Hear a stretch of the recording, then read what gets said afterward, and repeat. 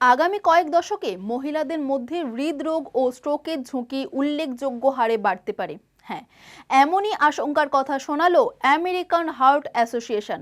তাদের মতে এখনই প্রতিরোধ ও প্রাথমিক পর্যায়ে রোগ শনাক্তকরণে জোর না দিলে ভবিষ্যতে হৃদরোগের আক্রান্তের সংখ্যা অনেকটাই বাড়বে। তবে জানেন কি কেন বাড়ছে এই স্ট্রোকের সংখ্যা? বিশেষজ্ঞরা জানাচ্ছেন 2020 সালে যেখানে কার্ডিওভাস্কুলার ডিজিজে মহিলাদের আক্রান্তের হার ছিল 10.7%, 2050 সালের মধ্যে তা বেড়ে হতে পারে 14.4%। অর্থাৎ বৃদ্ধির হার প্রায় 1/3-এরও বেশি।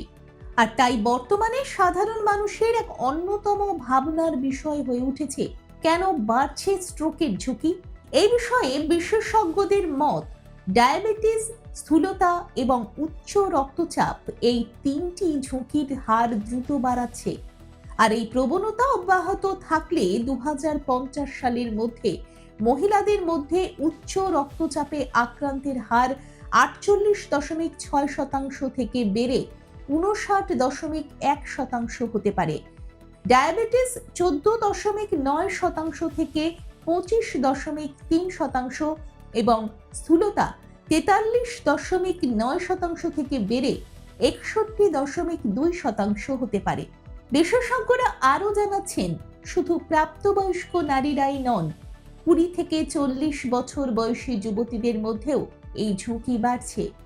এমনকি কিশোরীদের স্থূলতার হারও 19.6% থেকে বেড়ে 32% পর্যন্ত পৌঁছতে পারে বলেই আশঙ্কা।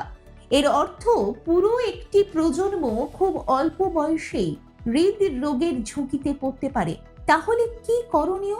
বিশেষজ্ঞরা বলছেন, সবচেয়ে জরুরি সচেতনতা, নিয়মিত স্বাস্থ্য পরীক্ষা, চিকিৎসকের পরামর্শ অনুযায়ী ওষুধ খাওয়া এবং স্বাস্থ্যকর খাদ্যাভ্যাস ও শরীর চর্চা, এগুলোই ঝুঁকি কমানোর মূল চাবিকাঠি। তাই দেরি না করে এখন থেকেই সচেতন হন। সচেতনতাই হৃদরোগের সবচেয়ে বড় রক্ষা কবচ। দেখুন এই সময়ের তথ্য ও চিত্র প্রতিদিন রাত 9টায় ও সকাল 8টায় শুধুমাত্র চ্যানেল 1-এ।